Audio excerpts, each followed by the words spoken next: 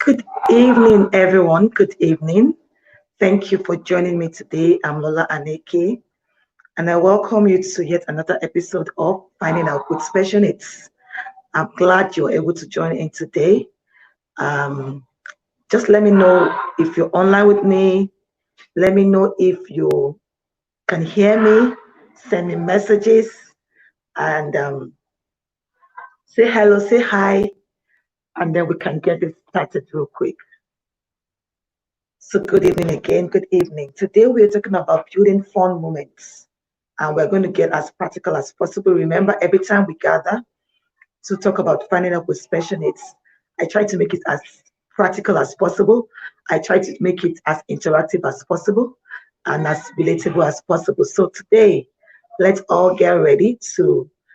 Um, ha- I need to hear your input physically. I need you to. We are all going to be learning together.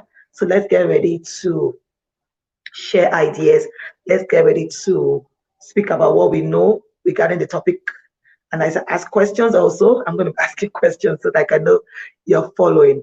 So welcome again, welcome. We're talking about building fun moments, okay? And I would think this particular episode will be particularly for parents, but not just parents. Thank you, everyone. I can see you, Pamela Mano, Tisa Joan, I can see you all. Welcome. So again, today on episode 23, we shall be talking about building fun moments. You know, there's a lot going on right now, and even for parents without children with special needs, I know it's been a tough period for us due to the COVID-19 situation and the lockdown, all that we've been through. But I'm sure we are all getting stronger at what we are doing. So today we'll be talking to parents of children with special needs. We're talking to service providers, classroom teachers, everyone, and we'll be learning together. We'll all be learning together. But before I go into what building fun moment is, I'm talking about the various kind of fun moment we can create. I wanted to just let you understand that I didn't say fun moment. I said building, which means you have to be deliberate about what you're doing. When you're building, you have to be focused. You have to understand what you want to build and how to go about it. So today, like I said, I'm going to make myself a case study. Or I'm going to use myself, like I'm going to use myself as an example. Although I don't have any child with special needs, but we're going to use myself, and I want to hear from you all. I want to be as practical as possible. You know, most times when parents, particularly parents with disabilities, hear that when they receive a diagnosis that their child is living with one particular disability or the other, they go through the stages of depression. You know, they go through shock, anger, guilt, depression, and then they begin to accept what is going on.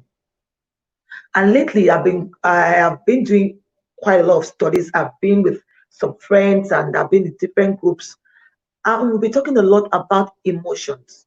So some of the things I just reeled out to you are the emotions that parents go through when they hear or they get a diagnosis about their child's disability.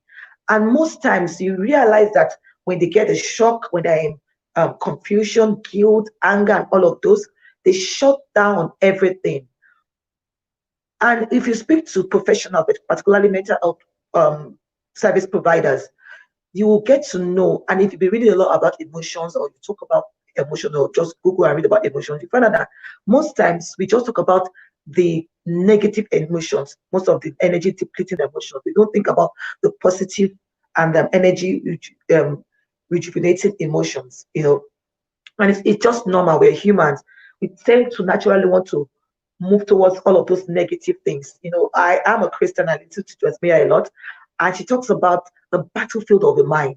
So there's always a battle between the right and the wrong, the right and the wrong. And most time, natural man will just move towards the negative part. Oh, my child is diagnosed with autism. My child is living with Down syndrome. Oh, my child is diagnosed with ADHD. And they will start looking at all the negative. And then what happens is that the negative energy sucks us in. It sucks us in. Our reaction is always aggressive, anger, I mean, shouting at people, flaring up, and all of those negative, because whatever we take in, that will also give out.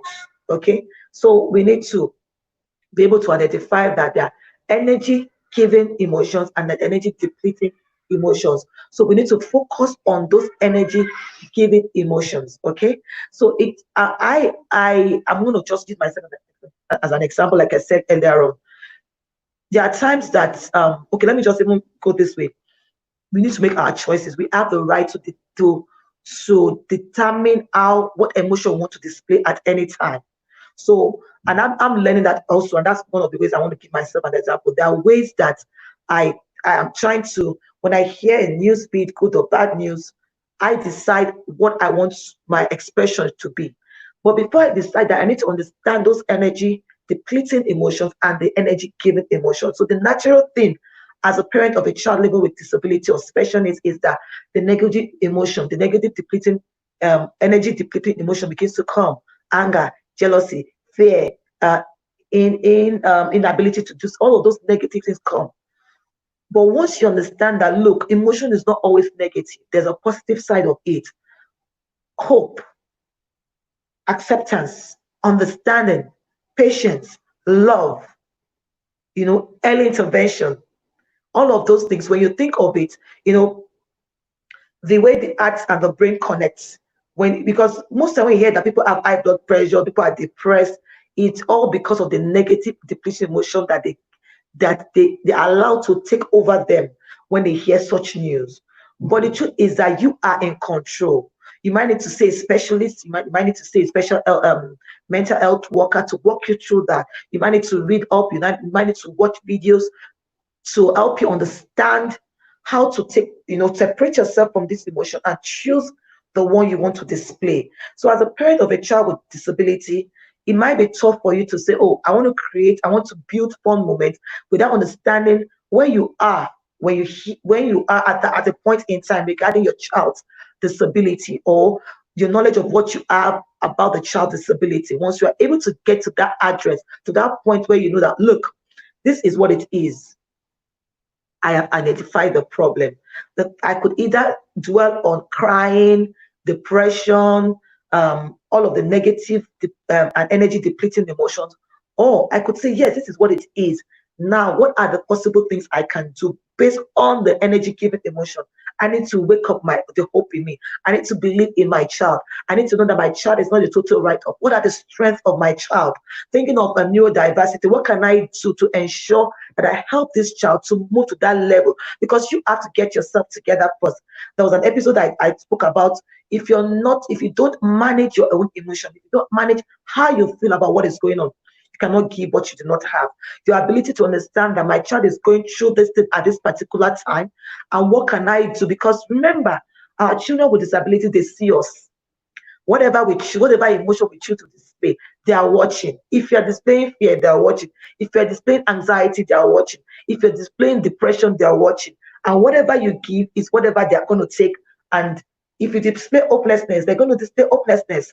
So we need to understand that. I have said to myself, I'm going to be learning more about emotions. I'm going to be learning more about how even parenting a child, even if you don't have a child with special needs, understanding that whenever anything happens, you can decide what emotions you're going to display. Understanding that will help you a long way, and it will now move it towards building fun moments with your child. Because what happens when you're displaying all of those negative and energy depleting emotions, you are going to shut down totally on the fun of life. Most times, parents say to me, "Oh, I wonder what's going to happen to me when I'm gone." And in as much as we think of the general problem we have in this part of the world as regarding um, service provision for children with disabilities, and how everything is not yet together, and how our policies have not been implemented appropriately, we also need to start from ourselves, from who you are, your home, and that's where building fun movement comes in. So I'm going to walk us through some things this afternoon. I already talked about your emotion. You have the right to choose. Yes, it will hit you. You'll be in shock. You'll be in denial. You'll be in anxiety will come in, fear will come in, depression will come in. Those are some negative emotions. Now, what are the positive things I can think of? Will I dwell on the fear? Will I dwell on the anxiety? No, there's hope, there's help, there's light at the other side of the tunnel. When I think of all of those positive emotions, then I can start begin to think of how do I get there, because it starts with the mindset. Okay, it might look difficult, but when you get yourself to that point of knowledge, understanding what is going on, the knowledge of how do I feel right now, which do I choose, because I need to get my mindset in the right place before I think of helping my child. Because if you're not in the right frame of mind, like I said earlier on, you cannot give it. Instead, you're going to, because you are going to be doing that child more of a disservice as opposed to doing the child a service. And for us parents, for as many parents that are here, for as many teachers that are here, don't see yourself as, oh, I do not have a child with disability. Your neighbor might need your help. And that's at this period, this COVID-19 period, it has taught us to look out for one another. So be that teacher that is not just teaching, but looking out for that parent, looking out for that uncle, looking out for that auntie, looking out for that caregiver, looking at where that person is. Is this person burnt out? Is this person soaked into all of the negativity of what is going on? And then help this person find joy, hope. Let this person find purpose. Let the person find patience. Let the person find love. Let the person find endurance. Let the person find it's going to be okay. Let them find those emotions. And then when they begin to dwell on those positive emotions, the energy giving emotion, you realize that action will gear towards what they're thinking about. Was it there's a book I read by it's called Alchemist, and he said whatever you're thinking about, the nature draws it towards you. So it's very important as Christians, as human beings, try do your best to ensure that your countenance, your emotions speak of positive energy, and then from there you begin to look for, okay, what are the possible things I can do despite what is going on. Another thing I want to always make us remember is neurodiversity. If you've not heard about that word before, read about it, read far and wide. You cannot fix any child with disability. You cannot say, I'm going to fix this child, I'm going to make this child living with autism to stop living with autism. Remember that different stages, we have different spectrum. You have the mild, moderate, severe, severely profound. You can only, with your mindset, with the right emotions, the energy will now help you to move that child from most of the severe case to the from the profound case to the mild to the severe case, and from the severe case to the moderate case, and then to the mild case. It's all about what your mindset is. And it's all about the positive things you choose to dwell on. You have the right to choose what you want to dwell on with a child. Remember, I said we are all learning today. So I need to see your comments.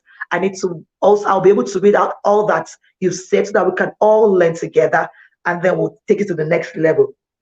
Now, once you are in the place of the positive emotion or the energy giving emotion, you now think of, okay, so where am I going right now? Knowing that I have a child with disability or with special needs does not mean it's the end of the world. If I actually look around me, I'm not the only person in this position. What has other parents done? What has this person done? Who can I reach out to that is um, in the same boat as I am, that has a child living with disability, just that I have a child living with disabilities. Okay. And then when you're doing that, you don't just want to look for people that you want to start comparing your child with that person. So my child is living with autism. My child might be on the moderate case, for example. I don't want you to think that, oh, I have to look for that person that has a child that has moderate case or severe case or profoundly severe case. Just ensure that you are in the right place and find the strength of that parent. What are you doing right? What are you not doing? I mean, be able to borrow ideas from them, but your case is unique to you, because like the saying goes, a problem shared is half solved. So you don't want to soak yourself in the place of, okay, now I have energy. Now the energy, positive energy, emotions, I've found it. I've found a place of strength. I found a place of hope. I found a place of moving my child to the next level. But you cannot always do it alone. You need to find the next person. You need to look around. What are parents living with disability doing with their children? What if they have a child living with autism? What is this particular person doing that I'm not doing? And be careful not to judge yourself. Don't judge yourself and don't compare that child with your child. What you're trying to do is you're looking for that person's positive energy too and see how you can add it to your own so you can build one another. Don't see yourself as that sorry case. This person, I just found out about my own diagnosis just yesterday. Oh, she's been on this journey for 4 years or 5 years. I don't think we can ever get there. No. Look at that person, speak to that person sincerely, and make sure you, when you're speaking to the person or identifying that person, be sure of what you're looking for. Be sure of what you're looking for. Don't be with that person because, oh, a child is doing well, and you want to be able to copy everything she's doing, because your child is unique to you. You are looking for the energy. How did you get to where you are right now? And then you begin to build your own strength on that. Because if you don't do all of these things, if you are not able to walk yourself through the stages, identify what is going on, find out who you are, where you are at that time, then you might not be able to move to the area of building fundament with your child. Okay. Now, you are not alone. Find that person. Find support group.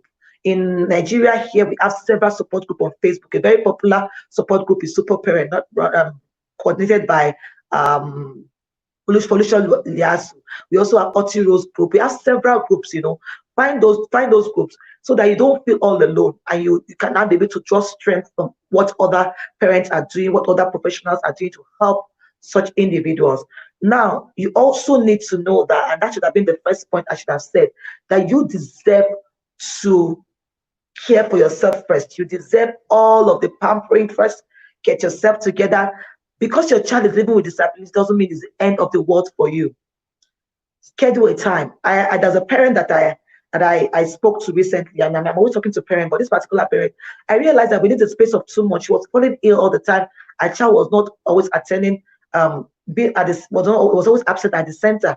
And I called her, I said, oh, the first time I knew she was ill, and the second time, like, how are you doing? Because I know she's a single parent. How are you coping? And she said, it's not easy. I'm always the only one. And I said, why are you the only one? Don't you have siblings? Don't you have parents? And she said, I do, but I don't want to stress them. And I said, no, you can't do that. You're going to break down. Because if you don't work yourself to this stages, you will break down. And if you're down, you're not helping that child. So you need to understand your own. You need to understand that you need to get your own self together. You need to relax when you time to relax. You need to spoil yourself. You need to pamper yourself. You need to polish your nails. You need to you need to look good first.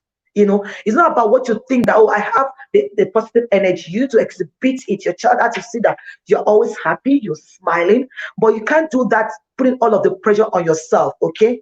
So the first thing, like I mentioned, is you are not alone. Secondly, that you too deserve to be cared for. Care for yourself, because you can't give what you do not have. Okay. Care for yourself. And like talking about the story of the woman I made an example of. Look, I said to her, you have a sister, you have a brother. Why don't you take him to them? Take like 2, 3 hours, 5 hours, and rest. Take care of yourself. Get yourself together, spoil yourself, sleep, read a book, move away from all of the stress so that you can have your strength back to help your child. So tell yourself, I need to look good. I need to rest. I need to pamper myself. I need a spa date. I need to polish my nails. I need to look good, because having a child with special needs is not the end of the world. Remember, I said initially, identify the positive emotions. When you identify the positive emotions, it's easier for you to think about yourself also. Okay. When you've gotten yourself together, then you can give to the child. You can help the child. Okay. The next thing you need to identify is that you are not a superhero. You are not Madam Know It All, or Mr. Know It All, or Mr. Do It All. You are bound to make mistake. Okay. You could be a superhero. Yes, you're a superhero in the positive side, that look, no one is like you. You are unique. You are the one that understands your child. You are the therapist. Because I always say to parents, if you get yourself involved in what is going on, you'll see better results. And research has also shown it that parents who are involved in their child's learning process, they do a lot better than those who are not. So before you can get yourself into all of that, you need to get yourself together. You need to be in the right place and the right frame of mind before you can provide support for your child. Okay. Get support system. Get your uncles, your aunts, your sisters, your brothers, your parents. Get them to understand what is going on with your child, and then get all the support you need. Have your me time. Take care of yourself. Get energy. Read. Listen to music. Pray. The right strength that you can need to go on, because you will be depleted. So schedule it in such a way that, okay, every first Saturday I'm going to have to put Femi away with grandma. I'm going to have to put Femi away with this person, so that I can get my strength back, okay? Especially if you're a single parent. But if you're not, I have people around you, please make sure you lean on their strength so that you can gain your own strength back, okay? Yes, I say you can be a superhero in the positive areas. You are a superhero because one, you are the one that knows what is going on with your child. You are the one that did the doctor visit. You are the one that watching the therapist and continue what is being done at home. You are the one that know when the child, even if your child is not talking, you are the one that know if the child is going through if the child is ill or whatever. So you are a superhero in that aspect. But don't be a superhero in the aspect of, I want to do it all by myself. If I'm not there, my child will not do well. If I go and sleep, something evil can happen to my child. No, you will break down, okay? And you'll be able to build fun moments with your child. Let me look for one or two other, celebrate yourself. Please, celebrate yourself. Even when you make a mistake, laugh at yourself. Find humor in what you're doing, okay? Don't be too hard on yourself. Don't be too rigid. Look, you need to enjoy life, even as whatever, because life will go on, okay? People always say, oh, what will I do? My fear is that when I close my eye, while you are alive right now with that child, what are you doing, okay? First, you are not alone. Find support system, find support group to be able to share ideas and know what is going on. And never ever compare your child with anybody, even as you find that support system and knowing that you're not alone. Secondly, you deserve to take care of yourself. You deserve to care for yourself, okay? Thirdly, you do not have to be a superhero. Like, you don't have to be perfect, okay, in all that you do. Sometimes we make mistakes. It's okay. Move on. Don't beat yourself up. Remember the place of identifying emotion.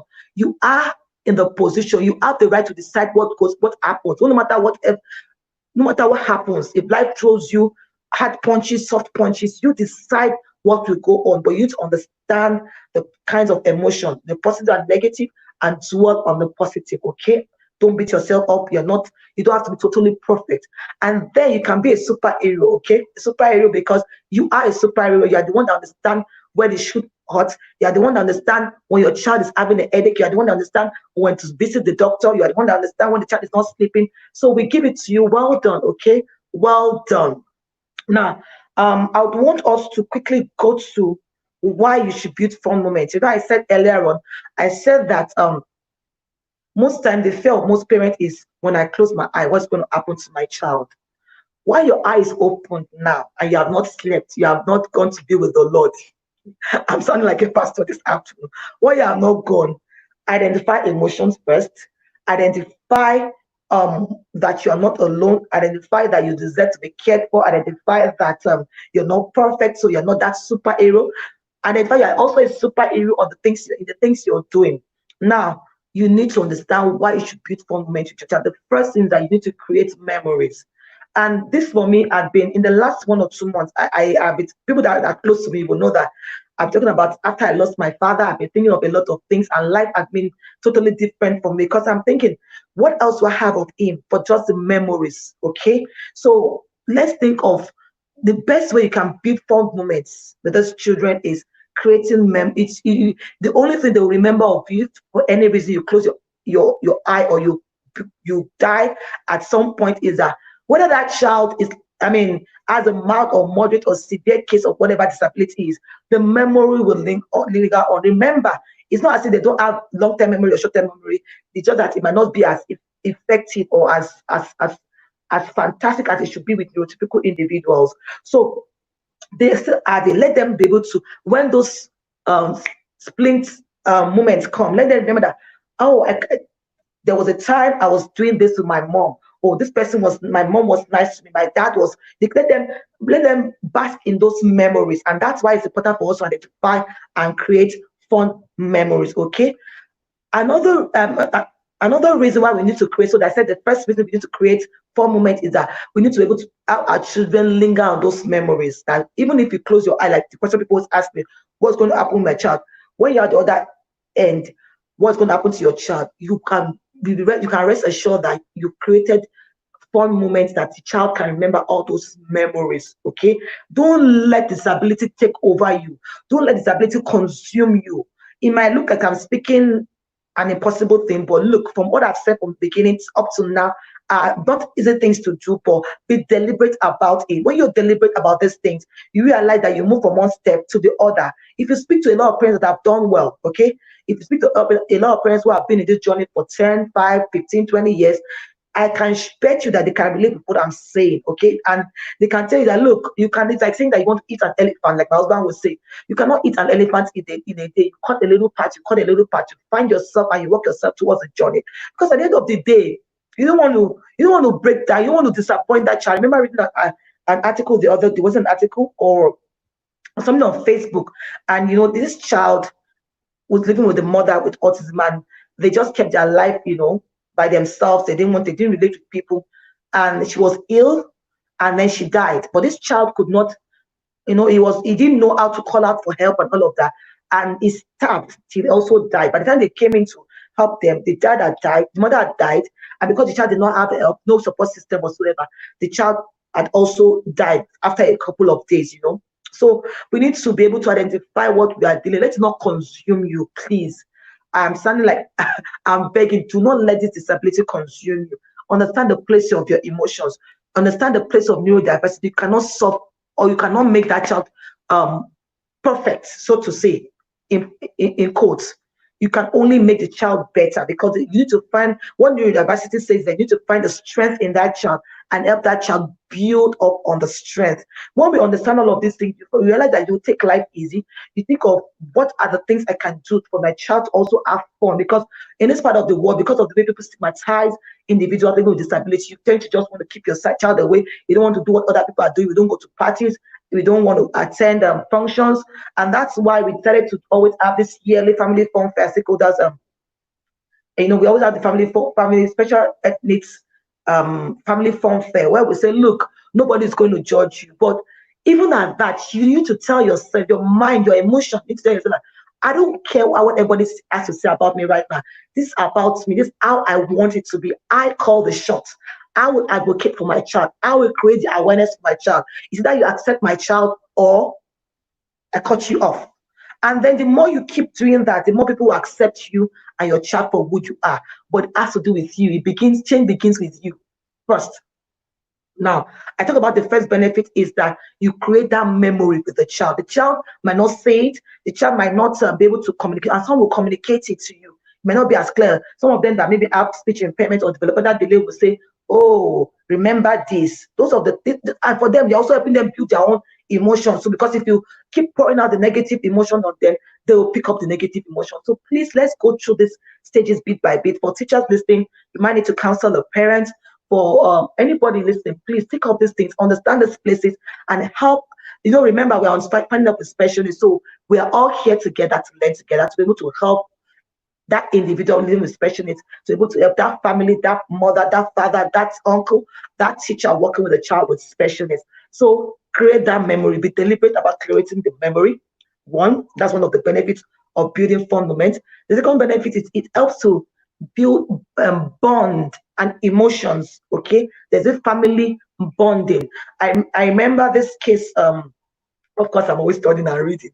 There was this family that was giving their experience about how the sibling of the child with special needs got to be able to advocate for the brother living with speech impairment. So the brother had this articulation disorder. So his words were not clear, and he's called the words and inappropriately. And they realized that people started laughing at him, and taunting him in school. And the younger sister was not happy about that, And what the parent did was that they decided to have a time in the house where they all talk, So they all sit down and everybody take turn about talking about something they just love to do. And then when it gets to this boy's turn, they already knew the rules. Let's give him time to say his words. Don't correct him at that time. Let's be patient with him. Let's be patient. Let's not use the words for him. So if you're trying to say, my dad be he caught me, he taught me, you don't say you want to say your dad is coming. We all listen and say, okay, oh, okay, you listen, and then you are patient. Okay, so you build a bond. The little sister now realized that, okay, whenever my sister or my brother is stammering or not speaking words well, I can tell other people that, look, just be patient with him, because the younger sister learned that at home, that whenever we're having our family time together and we're talking about stories, I'm patient because we all know that everybody will take turn in speaking. So I will wait to hear him speak the best way you can speak, okay? And then we move to the next person. Whatever we do not understand what we're saying, we can say something like, your daddy came in. Oh, you said your daddy came in. Yeah, that's true. As opposed to saying, no, no, don't say that. Don't say your daddy came in. My daddy, it is my daddy came in. So she learned that, and then she went back to school to tell them, look, guys, my brother just needs a little bit of time. So be patient with him. And then she was able to advocate for her brother. So she learned advocacy, how to advocate for her brother. She also learned patience, okay? And then even the child himself too, because there's sometimes that we feel that, oh, because the child is living with special needs, let's always spoil them in quote. Don't worry, even if you behave that way, let's just, it's special needs. No, we have to teach them the thing that will help them move to the next level, okay? Which is also the act of turn taking, doing family time. So the second point I said, the first point I said is we have to, whenever we think of building fun moments, the benefit is that we are building fun moments. The benefit that it helps to create memories with a child with special needs. They may not be able to verbalize it, but the memory is there. They remember all of those things with stand. They might not be able to say it to you. The second thing is it helps them to bond, and it helps them to build their emotion bonding and relating with the family. It helps them to build relationship. Okay, that's what it helps them to build relationship and emotions, and it helps them to bond, with their family. Emotional bond is created and relationship is created. Now, it also helps them to reduce unacceptable behavior. I think I mentioned that earlier on, because if a child knows that I might not be speaking well, I need to wait for my turn. People are waiting for me to speak, and I'm not speaking clearly. Nobody's interrupting me. Even by the time I finish speaking, even if the words come back, I'm not going to stop another person from talking because I now remember what I wanted to say. You add your time. So the child is learning some skills. The child is learning some skills like patience, skills like not yelling out when other people are talking, skills like turn taking. So these are some of the things that building fun moments, these are some of the benefits of building fun moments. And it also helps the child to also increase their self-esteem. When they know that it's okay for me to be who I am, people will listen to me. People will not talk me down. People will not shut me down. Building fun moments to help them to do that. Now, what are the various ways we can build fun moments? And it's as easy as, first, what are identifying different things you can call fun moments. Okay, what are the different things? And I'm going to be sharing those with you. But before you can actually execute that or engage in the fun moments, you need to create a schedule. It can be a weekly schedule, it can be a monthly schedule, it can be a yearly schedule, because there's some fun moment that requires a vacation, going to different places, grandma's house, going to, depending on the part of the state that you are living in. Like my children, they love to go to Lagos to be with their cousins. So you need to create, and they know the time they're going. They know this is the time, okay, we go summer or we go during Christmas period or something. So create that schedule. Let the child and everybody else know this is how it's going to be. Okay, Saturdays are for playing Ludo. 12 o'clock on Sunday after church, we are going to the park. Okay, so I'm already talking about some of the fun things you can do with the children. So you can decide that depending on your social economic background or your financial state, it can be anything. I'm just giving examples of fun moments you can create. First of all, get a schedule. Okay, when you get a schedule, examples of fun moments is probably time to play Ludo, time to play snake and ladder, time to have lunch in a restaurant, maybe every Sunday after church, or the first Sunday in the month, or the last Sunday in the month is a time we're going to have lunch I'm going for a buffet or something. Or we say, okay, there's a particular series that is interesting, or we're just going to play like we're in the cinema, and then maybe Sunday evenings or Saturday evenings or Friday evenings, we're going to have the house set up like a cinema, have everywhere dark, put on the little lights, and have the popcorn and drinks there. And then we're going to have to do our cinema night out or cinema night. Or you could say we're going to have play dates, invite other people's, your trusted friends' children, because when it comes to children with special needs, you need to be careful the people that you invite in. If they do not understand what your child is going through, they might not be patient enough with your child. So think of all of these things. Think of movie dates, days are going to read stories together. I will talk about in one of my episodes on the speed dial. I talk about ways you can improve breathing in your children, and we talk about theater reading, where it's more like the children are reading like a scene. Our books have different scenes, and then this person will be the act in scene one, act in scene two, and all of that. So you could think of those things, but you might not be able to enjoy and putting all of this together if you do not understand where you are with your emotions, if you don't understand how to manage your emotions, if you don't understand who you are, the place you are, how to get support, and how to understand that you're not a superhero, and if you do not understand the benefits, because the benefit for me, one of the major benefits is that you are creating memories that cannot be taken away from that child. Okay, from that child. So you are also helping the child to understand the place of acting appropriately when you do such thing, because there's no way a child will play turn taking games with people. There's no way a child will play baking, painting. Those are fun things you can do with the children. Dancing, there are days that you could just say, okay, today is dancing day, and then you put on the children already know. Okay, every Saturday by 12 o'clock, we're going to dance, and everybody make it, just dance. Those are things that children are going to remember. Take it easy on yourself. Take it easy on yourself. Build fun memories. And guess what? The energy you use in building those fun memories and the positive energy, they are the ones that rejuvenate you. They are the ones that take away things like sickness and depression and cancer and all of those. Okay. So I have spoken today. I want to hear us talk about what ideas we can give as fun moments. I want you to also, I want us to also think about the importance of fun moments. I want us to think about how you can provide support and help for yourself, as a parent, as an uncle, as a caregiver, and how you can identify where you are so that you can move through the spaces that I've explained today. So I'm going to be looking at some of comments real quick. Let me look at the comments. Remember, I said we're learning, so please don't leave me alone in this. I've spoken so much. Okay.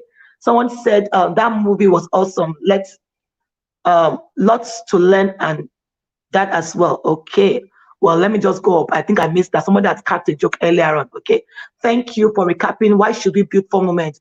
We do that to allow. We don't want disability to consume us. We create time of fun. Okay. It helps to build the child emotional skills. Okay.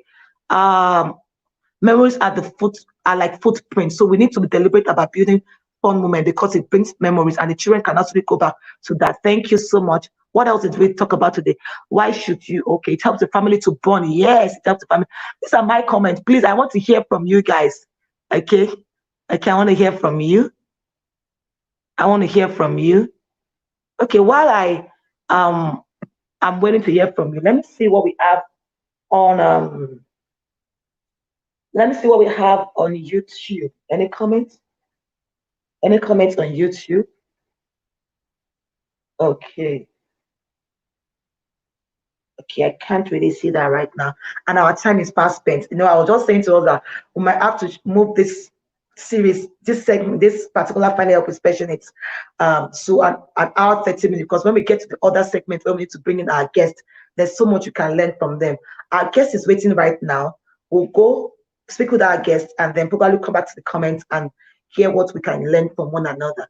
Thank you so much. So I'll bring in our guest right now. I'm trying to see that more.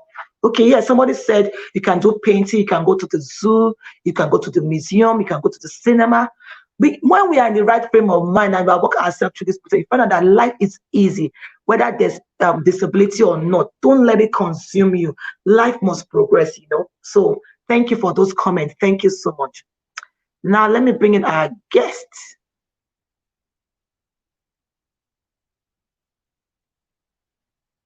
Just a minute. Where's she?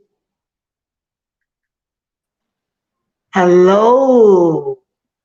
Hello, Miss Can Lola. you Good hear me? evening. Yes, I can hear you. Hello, good afternoon, Miss Mappy. Good We're so afternoon, glad to ma'am. have you here. I'm trying to connect our second guest, but I can't find her right now. But I think we could go on. Whenever I find her, we'll bring her into the studio. So, good afternoon, Miss Mappy. I'm sure Good you're afternoon, listening Miss to all Lola. that we were saying earlier on, and we'll Yes. get to some questions. We'll get to that in a little bit. But I want you to talk about yourself. I want you to introduce yourself. I want you to introduce yourself. I want to be sure. Let me see if our guest is here now. Oh, she's not yet here. Sorry. please talk about yourself while we wait for our guests to join in. Tell us who you are. And of course, this segment, for those of us that have always been watching, you know that this segment is about showing the beauties of everything that has to do with special needs or disability, be it a service provider, a parent, a child, a physical therapist, whatever it is in that space of disability. So today we have a very beautiful lady with us who had joined us today. Her name is, I call her Miss Mapi. And then she's Yeah. going to introduce herself to us and what she does with children with special needs. Miss Mapi, over to you. Okay, thank you, Miss Lola. Thank you for the privilege. I'm so happy to be here. So, my name is Mapidi Leonard. Um, I am a teacher, and I'm also a certified special educator. Of course, I got my training from you, and it has turned my life around. It has turned the way I see education. It has turned everything, my perspective on learning and all that. So I'm also a teenagers coach. I work with teenagers, and Hello. Sorry, I'm so sorry to cut you. We are glad to have you. We'll get back to you very soon. So, Miss Mapi, so sorry to cut you. Can you go on, please? Sorry. yes, no problem, ma. So I also work with teenagers. I currently have a group where I talk about girls talk with some teenage girls. But while in school, I am in a mainstream school. I teach early years, and I also provide support for children with special needs after school. Fantastic, fantastic. I have a question for you before we welcome Miss Phil into the studio. Of course, we have unofficially welcomed Miss Phil, but we'll get to add to speak to us. You said something about the training. You said the training turned your life around.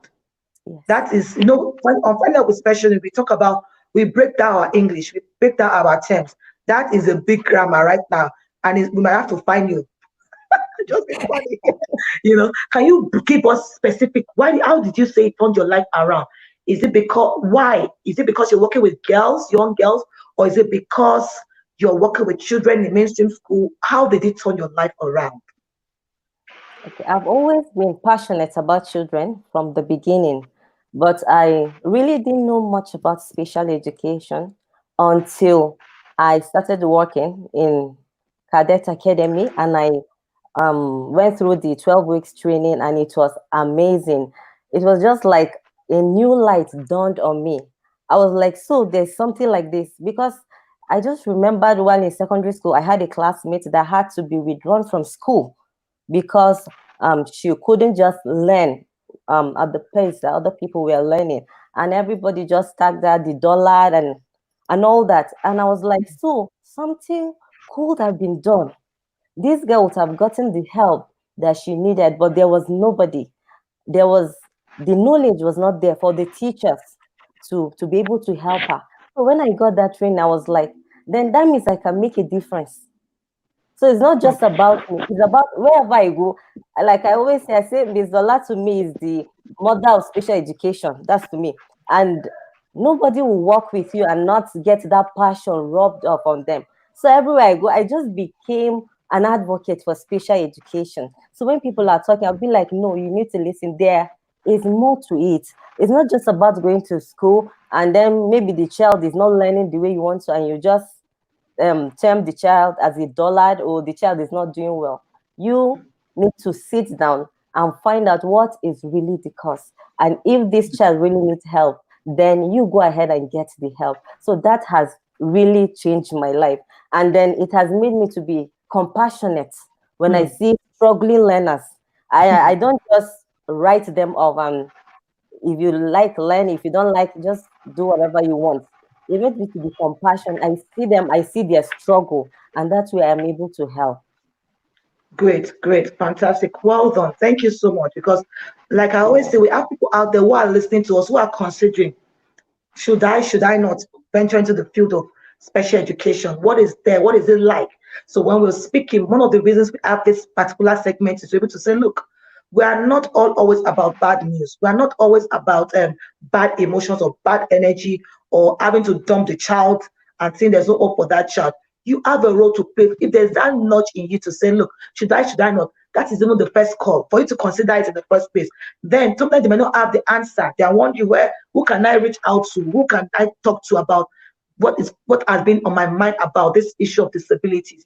Somebody came in and I think it was Miss Blessing segment, and she said something about during our own interview. She said something about somebody said, that is for people that are ahead, that are not correct, people that cannot, they are very dumb. What are you doing there? We want to change the mindset of people. We want to so to say, rewrite the story. We want to tell people what the truth is. Yes, we want to say our truth about special needs, and that's what this segment is all about. We have the good, not always the bad. And even the bad is not totally bad. It's called neurodiversity. Find the strength in that child. Thank you so much. Miss Phil, we're so glad to have you. And I'm so excited because I know you were having technical issues initially, and I'm glad you've been able to join us. Welcome. Yes, Miss Phil is going to tell us about ourselves. And guys, be ready ma'am. because I know she has a lot to say. I might not even have to ask her questions. Miss Phil is a mother. She's a woman with a lot of energy and positive energy. But I'll let her introduce herself. Miss Phil, tell us who you are and how you got into this journey. Um, Good evening, everyone. Good I'm so evening. excited to be here this evening. I want to appreciate my boss and coach, Mrs. Lola Aneke, for giving me this awesome opportunity. Um, Sometime late last year, or mid last year to be precise, I was it was at the point where I was almost giving up on my child. She had issues of not being able to meet up with her peers in class. And I went through so much from, when she was born, there were issues. I was so naive. I never knew. And I related everything to, uh, the spirituality that maybe somebody was actually behind all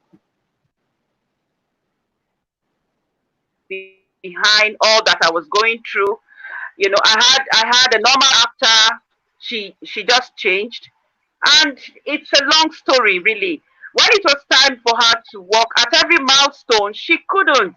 Everything was late, and but God, I just focused on God, and everything was just about God because I didn't have any idea of applying an early intervention or anything related to that.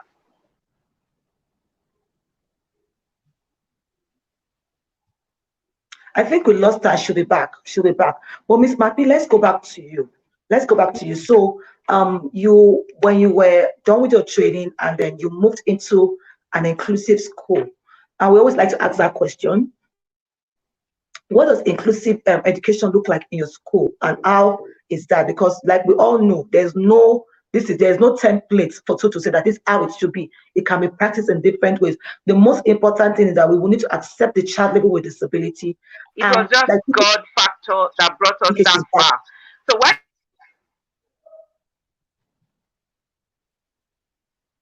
Okay, let's just while she keep she coming back. Of started. course, we know I always say to people, Miss Phil, can you hear us? Yes, I can hear you. I can So hear you. we lost you for a bit. Then at So some point, go on. okay, at some point she started picking up. But just to round up, I wouldn't want to go into details. I I was hungry sometime mid last year, and I decided to go online and just do a search. And as I was checking, I ran into a video of a lady who was talking about a certified course IBCCES, and she said with that certificate you can go abroad and get a job related to that. She talked about, she gave examples of children who actually are in the center and are doing well, children with special needs, children with autism, children. She mentioned all that you and I know. And I was curious. I came down and I had to run to get more data. And as I kept searching, I ran into Miss Lola's number on Facebook. And at that point, I related everything that I was going through with that child to her. And she said to me, don't worry, everything will be fine. I will never forget that. She said, don't worry, everything will be fine. Okay, you know what? I'm not going to talk to you now. I'll speak to you the next day. And she actually made a conscious effort to look for me. She called me even when I was carried away by, others of the day. She called me and we kept talking and I opened up to her. Then at some point she said to me, you have to go to a place somewhere in Lagos, there in Ikeja, and just work as a volunteer, the Patrick School of Speech. And I did. Everything that she told me, I kept doing it. She sent me links, she sent me books, she sent a lot of materials to me. And at that point, I knew that God has brought a solution. But I now got interest, my passion. I got interest in really getting to know what was wrong with this child. And she said to me, there's an online course. The IBCCES is a certified course that you have to do online. And I said, okay, I'm ready. And as God will have it, I registered, did everything I needed to do, but something was missing. I just felt that, oh, it is better I come to the center to get to understand and see, observe these children, get to see how, how they grow from one milestone to the other. And she said to me, do you have somebody in Abuja? I live in Lagos. And I said, somehow I'll get my way around it. And that was how I came into Abuja in December last year and got to see these children. I was allocated to a classroom where I was there for 3 months. At some point, I even was like, okay, I want to leave to another classroom. But she gave me an opportunity to observe in all the classrooms. And I saw these children. There were days where I would run into the toilet and I would weep. At this point, I didn't come with my child. She was still in Lagos. I left her behind. Okay. I know she'll come back. She'll come back on. Okay. But there are some things I picked for what she said, and these are things that we need to consider as special needs educator. I'll quickly say those things real fast. And I crave your indulgence that we'll go a little bit more because these are real issues. These are real issues. You might, okay, is she back? Miss Phil, can you hear us? Yes, I can hear you. I can see you, Mom. We lost you for a bit, so go on quickly. Can you quickly round off what you're trying to say to us? Okay, so on getting to the center, it was an amazing moment for me. I saw these children. I got to work with them. I never did anything related to education. And I saw myself there, getting to interact with these children, getting to see some of the children were nonverbal. In my very eyes, I saw them improving, from one level to the other. It was amazing for me. It was like magic, but there was no magic. It was all about, the interventions, the patients, the teachers, the educators, doing what they know how to do well. Everything was just in place. And, looking at the center, Miss Lola, she has done a great job there. She has all the tools, all the resources, all the equipment, everything, experts, educators who are well equipped. Like she keeps training them. So there's no dull moment, you know. She has a good relationship with the parents. The parents and the teachers have a good relationship. It's been amazing for me. Then along the line, we are now continued with the training. Wow, the training was although a bit cumbersome, but I was able to pull through.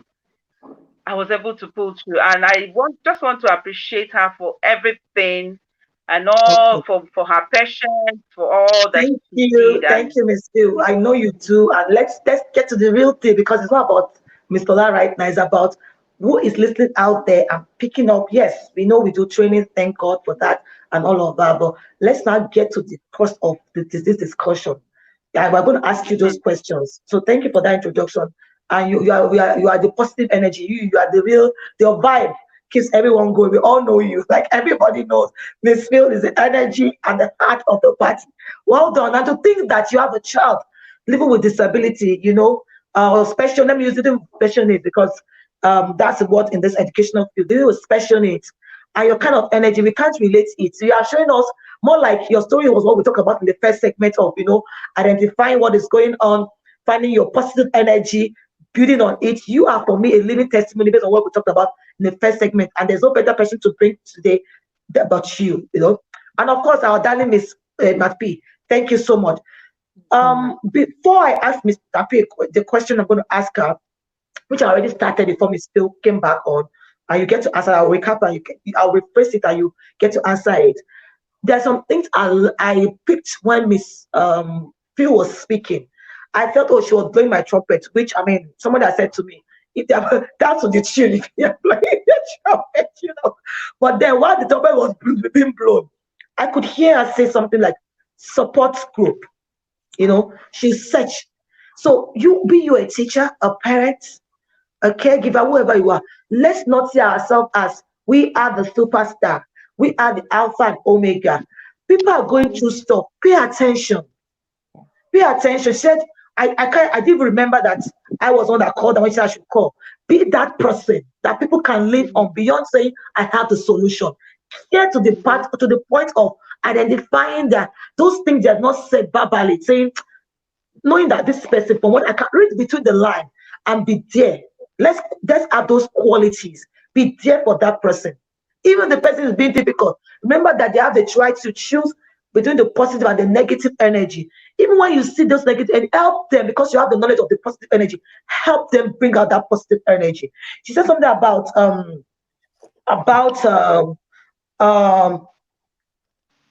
she always wanted to share, to give. That's what she said about. And I'm like, it should be, as educators, specialist service providers, it should be one of the qualities we should try to have. You don't know it all. The ability to want you to share, to share. Somebody said, one of our trainers during that bi-weekly training said, when we're appreciating her for the training she took, which was a fantastic one, by the way. And she said her response was, sharing is caring. That is a way to show that you care. So beyond I am the expert, I am the this, those qualities is also what makes you stand out. That people will look for you.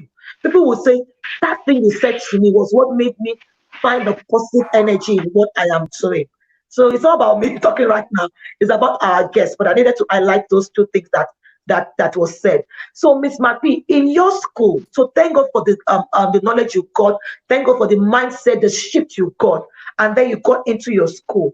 What is inclusive education support like? What is inclusive education like? What is the support for children with disability in your school? What categories of children do you have, and how are they being included in your school? Okay, when I went for the interview, the first question I asked when I was asked if I had any question was if they had any provision for children with special needs, and they said no. And I was like, this is a necessity. You need to put this in place. But for the time being, they are yet to do that. But what I do the best that I can. So from while I got there, they decided to start admitting children with special needs so that I can work with them after school, after I'm done with my class. So that's what I do. I'm working with a child with dyslexia, and then they just recently admitted a child with autism.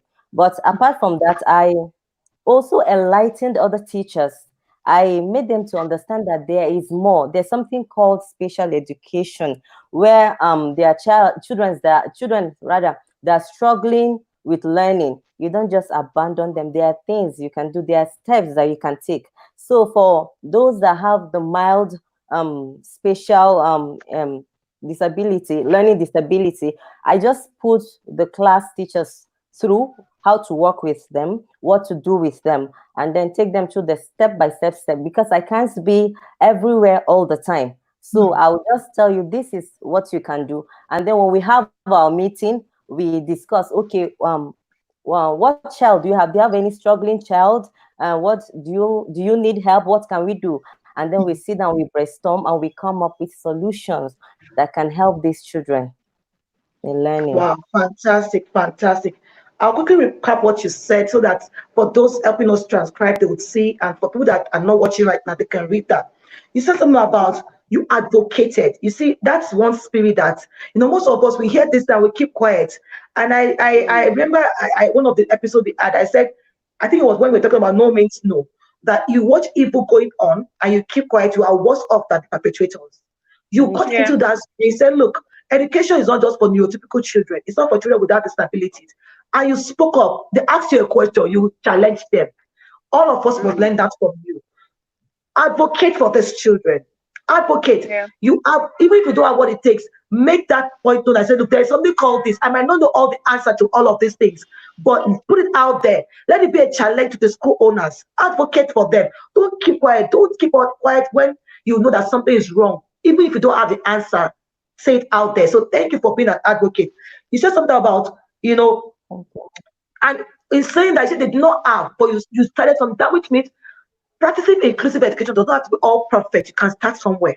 And I appreciate you for that. I said Mm. we Yes. started somehow. We started, Thank and you. then you talk about how you collaborate, collaborative consultation where you share, you check, you tell them what to do. It's called collaborative consultation. Back and forth, you tell them what to do, and then they also ask you questions, and that way everyone, they might not be fully trained, but the knowledge that the little knowledge they have, they're able to use it.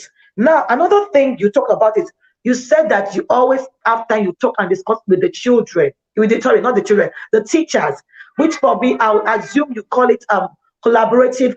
I mean, for me, that is professional learning community under education. You come together as professionals and you share ideas. You do things together to be able to see what you can do to make the child better. So yes, professional learning community is very important. You can never ever throw that away because it's time to. That's part of sharing as professionals. What did you do? What did you not do? What can you do better? Thank you so much for that. Now, Miss Okay. Phil, thank you, Miss Mappy. Uh, Now, Miss Phil, let's go back to you. Ma. I know you were hearing some noise initially. Please ignore. I have toddlers, and it's been happening a lot during this COVID period lockdown. They just keep talking to my videos, so it's what it is. But we'll still pick the juice in what that we're saying. Please do not be distracted. I got a little bit distracted myself. But let's go, and I apologize for that. That was the reason I spoke about it. I want to apologize for that. Now let's go to you, Miss Phil. Now, as a parent, and with the knowledge you have, what would you have done differently? Of course, we cannot turn back the hands of time. What would you have done differently, and what advice do you have for parents like you? Okay, I would say here that special needs career as a career is a very awesome experience. It is a sweet experience from where I am coming from and all I have been able to come to learn and achieve. I will use the opportunity to say that parents should be involved because I know that a lot of parents are naive. They don't have the slightest idea of what it's all about, what special needs is all about. So I would be one advocate to encourage parents to get involved and then get education, get educated. Because when you get educated, you're able to, actually know where to start from with the child before you start looking at the therapies, before you start calling on the educators, before you start calling on, all that. But first of all, this child is going to live with you for the rest of his life. Even when he's grown as a big boy or a big girl, he still calls on mommy. So you need this if you're in for that challenge. And if you're in for the challenge, it's not the end of the war. You need to brace up, just like my coach said there, that you need to brace up, you need to put yourself together and, run with it. You really can't say, because for me, where I am right now, when I had those issues with her, I there were some times where I felt, wow, God, why me? Why? Where did I go wrong? But I now understand why it came this way. Everything happens for a purpose. And this is where I have found myself. I've discovered purpose here. So mothers, parents, don't give up. Pick up the pieces of your life. There's an amend, you can amend it, you can put it together again. Don't allow the emotions, don't allow people to come empathy you, tell you, oh, don't listen. Just find a way. just like I do. Be hungry for knowledge. Go online. There's so much out there online. There's so much. So I think that's all I'll say for now. Then another thing is advocacy. You know, it is high time that parents should come together. If you have this challenge, come together, collaborate with other parents, get to hear other parents' experience, get to know, how it was for them. There's a popular one I follow on Facebook. They call them super parents. Mhm. If you go there and see what a lot of parents are going through and how they came out of it, you'll be encouraged, you'll be inspired. So, and another thing is, try as much as possible to know and understand that there is a reason why God gave you that child. Why God gave you that child? Because He knows you'll be able to endure it. He knows He cannot tempt you beyond what you can endure. So make a way, find a search, make sure you understand that there's a purpose for everything that happens under the sun. So those are the few points I could say for now concerning parents, and then getting them to understand that it is not the end of the world when you're faced with a child with special needs or disability. Great, great. Thank you so much. Now, Miss Mapi, I have one more question for you before I let you go, and then one more question for Miss, and then we'll round this up so that we don't keep us too long. Now, the question I have for you is: you have seen, you've worked in a special day center, you've worked in an inclusive, although you are not yet there, but you've done, I mean, I give it to you, you've done quite a lot based on the things I highlighted, your collaborative effort, consultation effort, your professional learning community, your advocacy. You've done quite a lot. You have. So I'm speaking prophetically to you now. So assuming you are the school and you decide to be a school owner and you want, of course, I know that you are going to be an inclusive school. What are the things you're going to consider in that school so that your school is an inclusive school? Ms. Mapi, are you there? Okay, I'll call. Did you get my Yes, I'm question? here. Sorry, ma, can you refresh? I didn't hear. No, I Okay. didn't. So I said I went back to in you've taught in a special day school before, at early intervention special day school. You've taught in an inclusive school. Although you said you are not, everything is not still together yet, but like you said, some of the things you said, which were professional learning community, which you partake in and you gather people together to make sure that you share ideas and all of that. You talk about the collaborative consultation that take place so that other teachers can learn how to work with these children. You talk about how you advocate for these children and how it doesn't have to be perfect. So I'm saying now that imagine you are now, I'm prophetically speaking to you that you plan to be a school owner, you're putting things together in preparation for having your own school as an inclusive school. Amen. What are those things that you want and you love to, and knowing what you know right now, what you've seen based on your experience on both sides? What are the some people just some tips of things that these are things you will find in my school. This is what I will do in my school. This is what I would do in my school. For those listening that might want to just borrow ideas from you.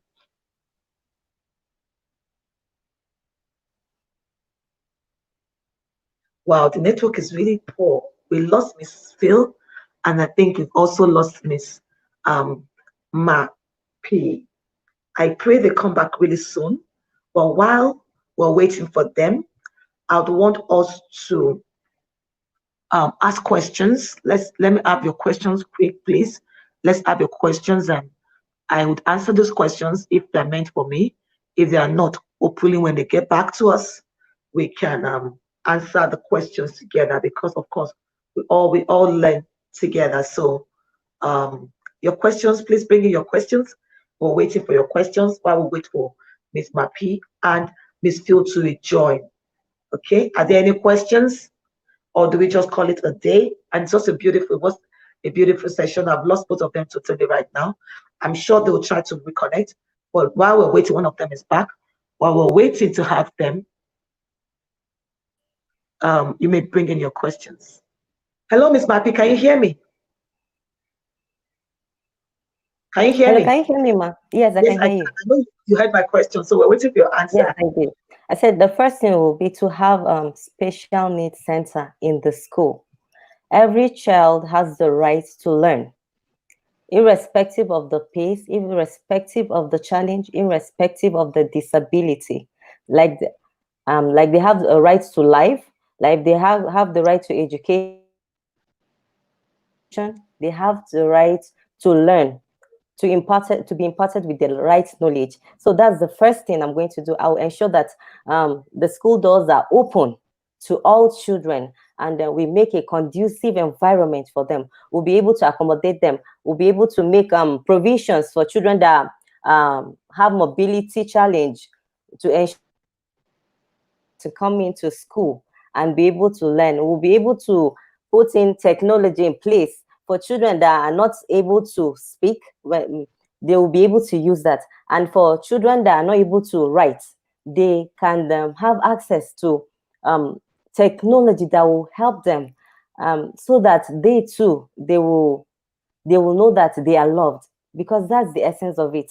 Because when a child feels like he or she is unloved, then there will be a lot of problems, a lot of issues with the child. So how much more when a child has a disability and everybody is turning away? Sometimes even the parents, because I I recalled a parent that was told that your child may have disability, learn disability, and the response was, God forbid.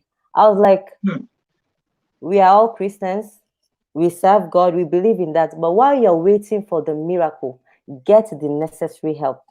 That is the essence of it all. So it is not about, we all pray, we all decree and all that, but get the necessary help. So these are the things that I'll put in place to ensure that all children are welcome and they're able to learn, to have the right education. I won't, because I'm sure there's an education that is not right. Because when you see a child get to primary school and then not being able to read, and then you'll be like, how did this child get here? Or you see a child, I see teenagers that can't read. Maybe we share pamphlets or something, you read, you do, and they'll just stand, they'll just stand, they'll just stand,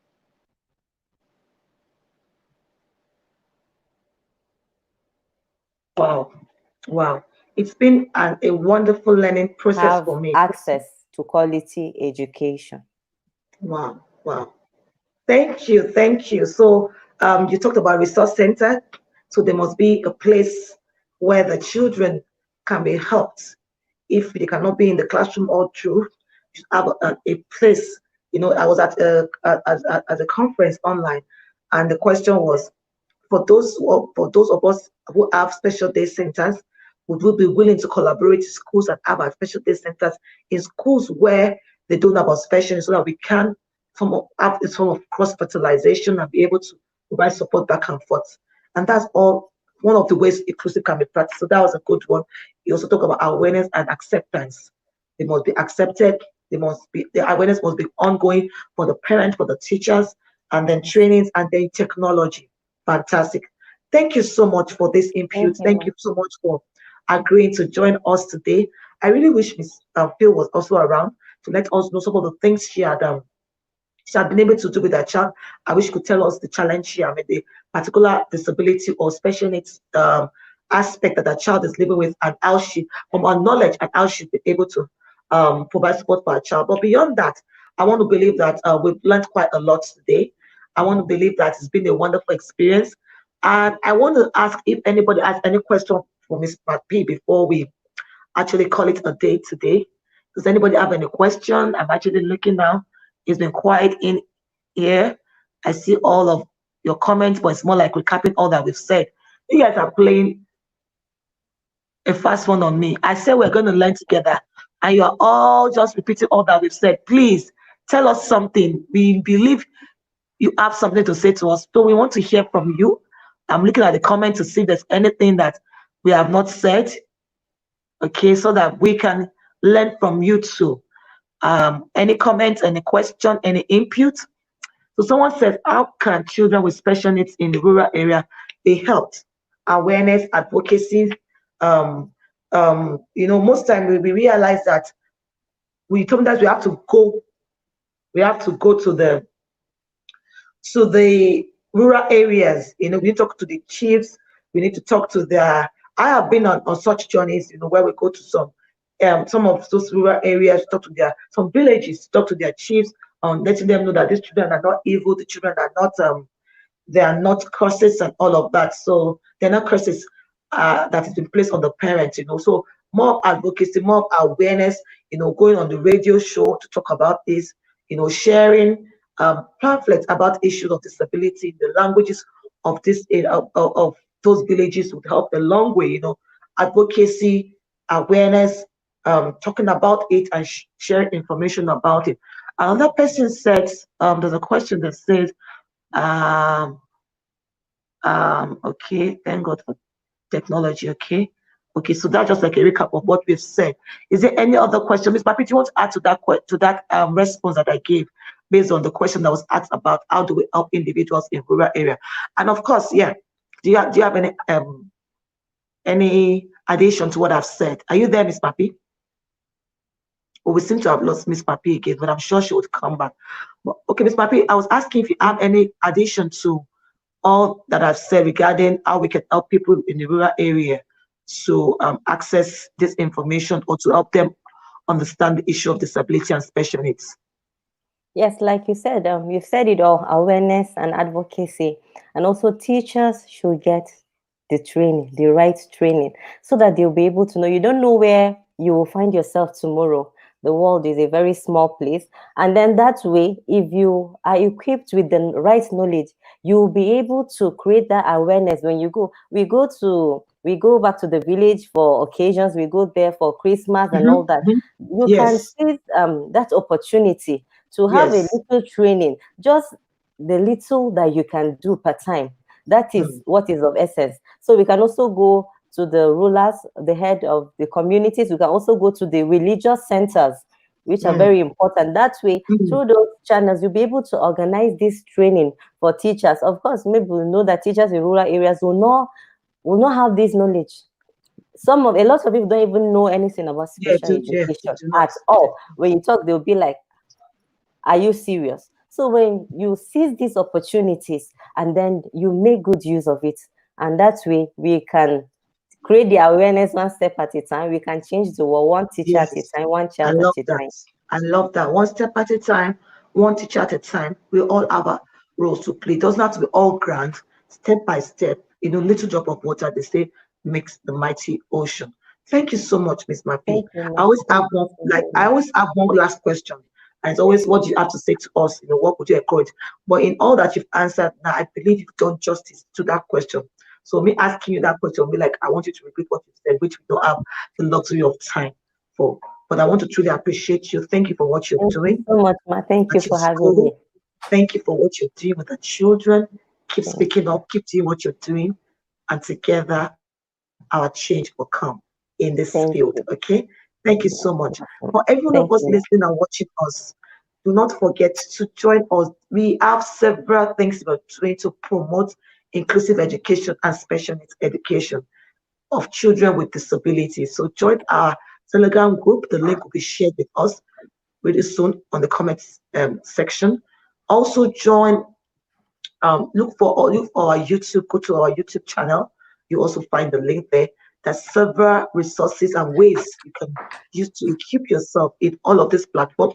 We also have the WhatsApp group um, that will also be shared with us on how you can learn about and how to work with children with dyslexia.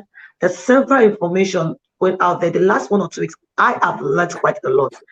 I'm becoming like an emotional guru now based on the two trainings I've had in the last just 2 days. And there's nothing as powerful as knowledge. Knowledge is power. It keeps you, gives you confidence. Whether you're a parent, a teacher, someone interested in making a difference in the life of children with disabilities. So please do join us and let's all learn together and make the world a better place. Until I come your way next time, from Miss Mappy and I will say bye bye. Bye. Thank you. Bye everyone.